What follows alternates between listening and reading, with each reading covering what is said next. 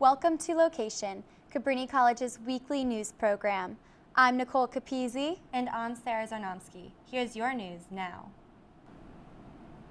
This weekend, join hundreds of Philadelphia's yogis in the great outdoors for a day-long celebration of yoga, music, and nature during the Wanderlust Yoga Block Party, Saturday, September 7th. From noon to 8 p.m., the Piazza at Schmitz plays host to large free yoga classes led by the city's top instructors, plus live music and even some surprise performances. For more info, visit www.phi.wanderlustfestival.com. Tickets are still on sale for Cabrini Night at the Phillies this Friday, September 6th. You can purchase your ticket in the Seal office.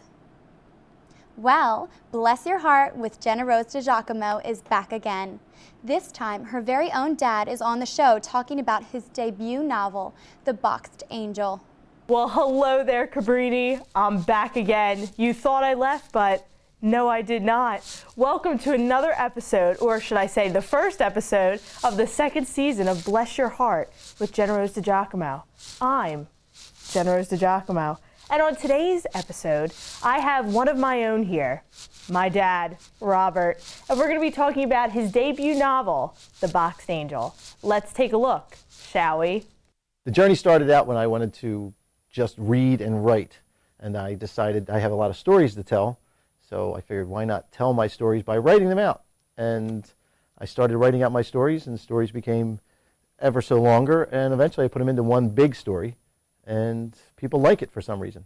So that means you loved to read and write when you were a young buccaneer? When I was young, I hated to read and write, just like you did. Well, hold on. I was basically influenced by my father. My father kept telling me to read, He said, pick up anything to read, a magazine, a newspaper, a comic book, whatever. And eventually he bought me a book, and I read it. I really liked it. Most everything I learned after high school by reading about writing, reading about what writers did, and reading the process of how to become a writer. And it took me a long time to figure that out. I had to go out and seek where I can find out how to write and what the process was. I had to take a lot of criticism. I had to listen to a lot of people tell me I'm doing things wrong. And I had to take, a lot of time writing, rewriting. By the end of the story, I was basically sick of it. The book is about a person or a man, he grew up in Philadelphia, lives in the Philadelphia area, and he collects antiques. And he goes into trash and pulls items out of trash, refinishes furniture, and he finds a piece of furniture, and there's something hidden inside it. And once he finds this hidden artifact inside, he researches what the Boxed Angel is all about, and it takes him through a course of events. He gets involved in some espionage and some international terrorism, and it takes him across the country, across the ocean to a place called Turkey, where eventually he has to figure out what's in the Boxed Angel and can it. Does he have the power to save the world with it? I got driven to this point basically because I just enjoy doing it.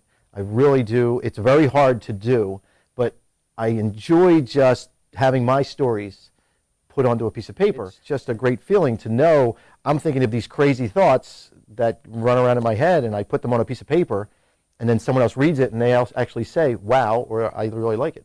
Well, Cabrini, I hope you enjoyed Bless Your Heart today. I want to thank my dad, Robert DiGiacomo, for coming in and talking about his book, The Boxed Angel. But please visit the LOQation Facebook page for your chance to win a free autographed copy of my dad's latest novel, The Boxed Angel. Until next time, bless your heart, Cabrini. I'm Jenna Rose DiGiacomo. And that was your trip around the block. So I don't know about you, Nick, but I feel pretty blessed. I mean, my heart is pretty blessed as well, Nicole. She's always a tough act to follow. But I got all Cabrini 2013 sports opening up this weekend, and I have a preview of Monday Night Football for the Eagles. So let me tell you all about it. Cabrini Sports kicked off their 2013 season last weekend with overall positive results. Men's and women's soccer team opened up their seasons with draws on Friday. The men's team played a scoreless draw against King's College. On the other hand, Lady Cavs tied Widener in their home opener 1-1. On Saturday, the men's team added another tie to their record in a 1-1 draw against number 10 Scranton. Not too bad. Cabrini women's cross country had a huge upset. The defending six-time Penn State University Athletic Conference champions, Penn State Worthington, They defeated them in the Nittany Open last Friday. Pretty good stuff, not gonna lie. The story of the weekend was the women's volleyball team in the DeSales University tournament. The Lady Cavs lost 1 set in 4 matches. Only 1 set. That's pretty crazy. Women opened up their season with a 4-0 record, bringing home the tournament championship. Senior Danielle Carrozza was named tournament MVP, and this was the team's best start since 2003. The Eagles kick off their 2013 season on Monday Night Football. I mean, what's better than that? On September 9th, they're playing the Washington Redskins. The Monday night opener is the first game for the Eagles' new head coach, Chip Kelly, as well as the long-awaited return of quarterback Robert Griffin III. I mean, RG3, he's the man, following his off-season knee surgery.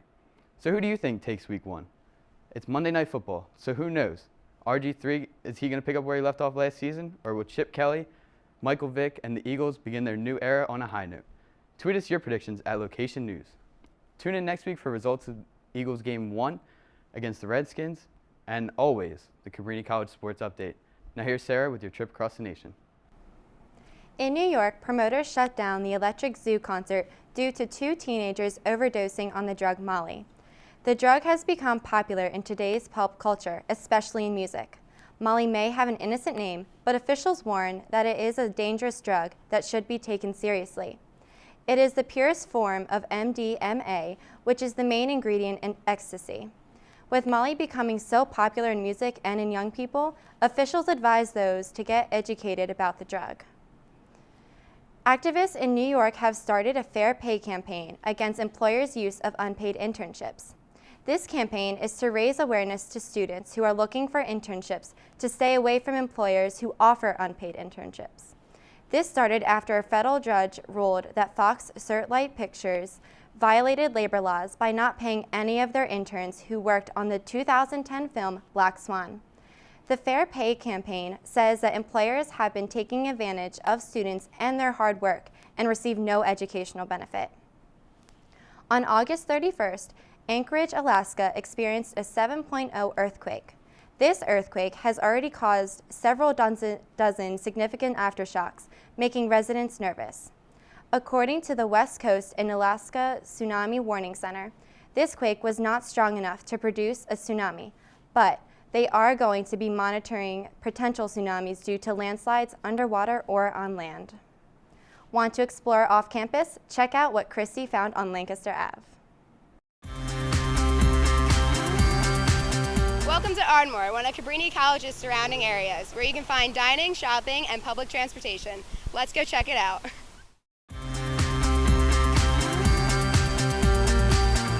Welcome to Suburban Square in the heart of Ardmore, where you can find many shops, such as City Sports, Macy's, Ann Taylor, Kate Spade, and many more.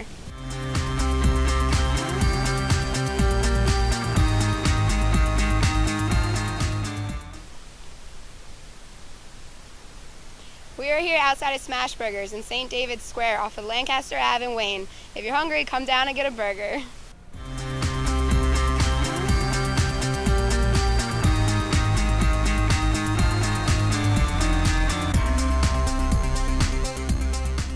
Further down Lancaster Avenue, you will find Eagle Village Shops, where you can wine, shop, and dine.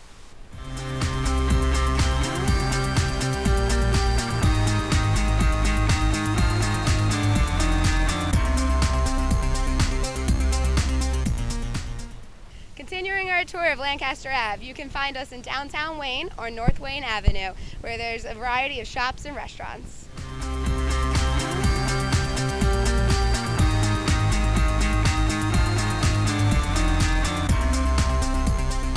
Thank you for joining us on our trip around Lancaster Avenue. Back to the news desk. And that was your trip across the nation.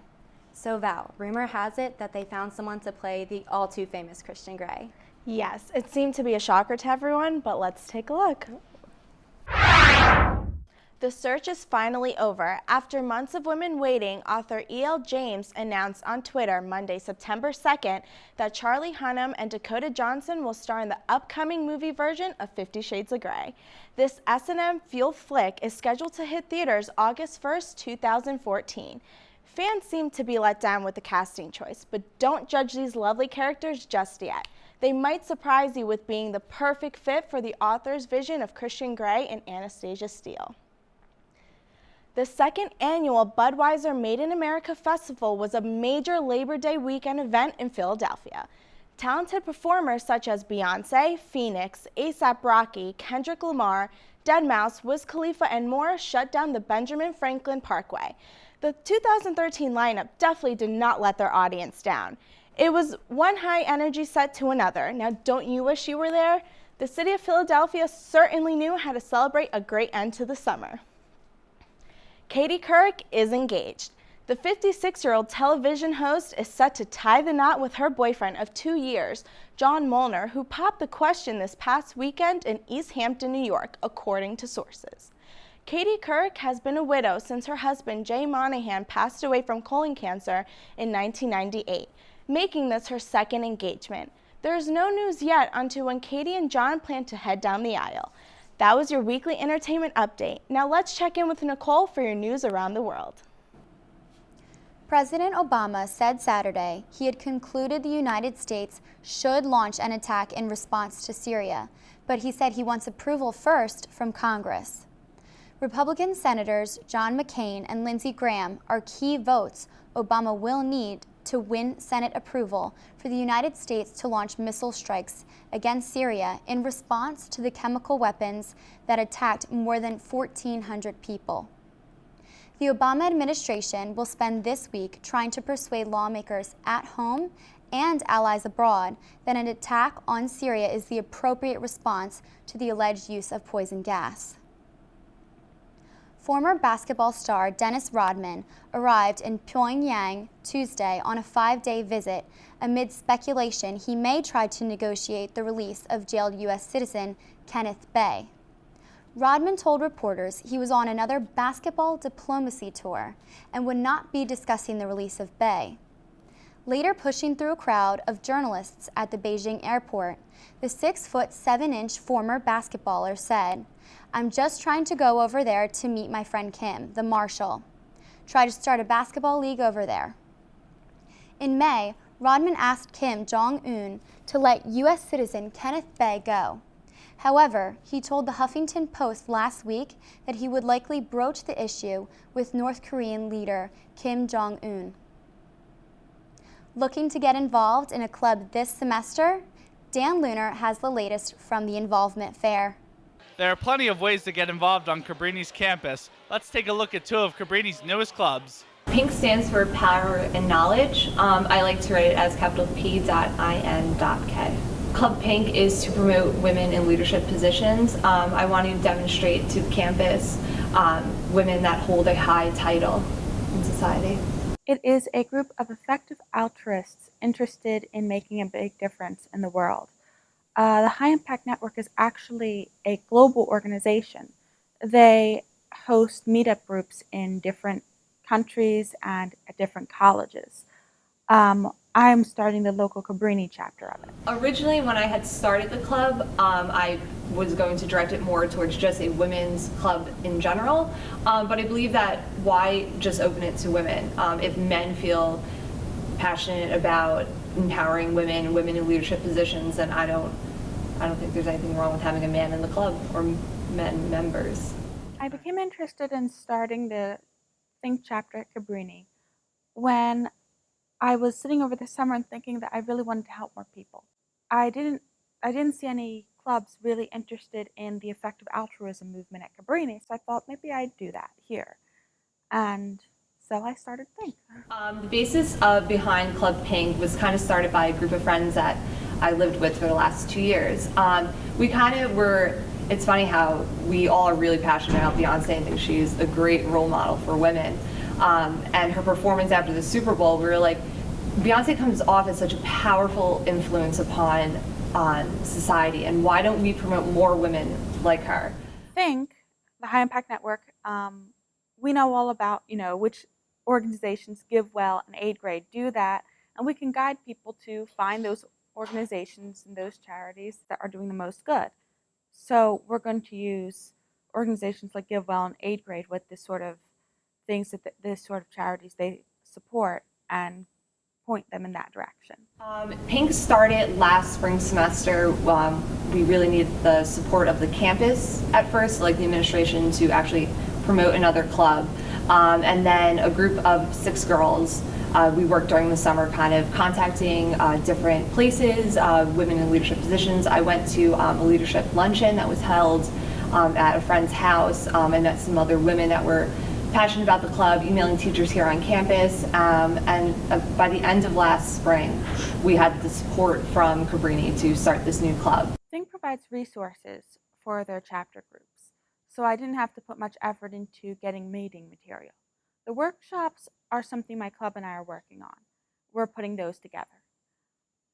We have a couple ideas for fundraisers and programs. Those are also our own work.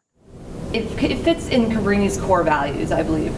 Leadership is something that Cabrini really promotes, and I feel like this club is emerging at a great time with the changes that Cabrini is experiencing. So I really hope to leave this club and it grows even stronger. Those sound like fun. I think I'm going to go join those clubs right now. I'm Dan Lunar, on location for LOQation. Now back to the studio. Thanks for catching up with us this week. For LOQation Weekly News, I'm Nicole Capizzi. And I'm Sarah Zarnomsky. Make sure you stay up to date with us throughout the week by following our social media platforms. Simply search LOQation News. Have a wonderful week, Cabrini.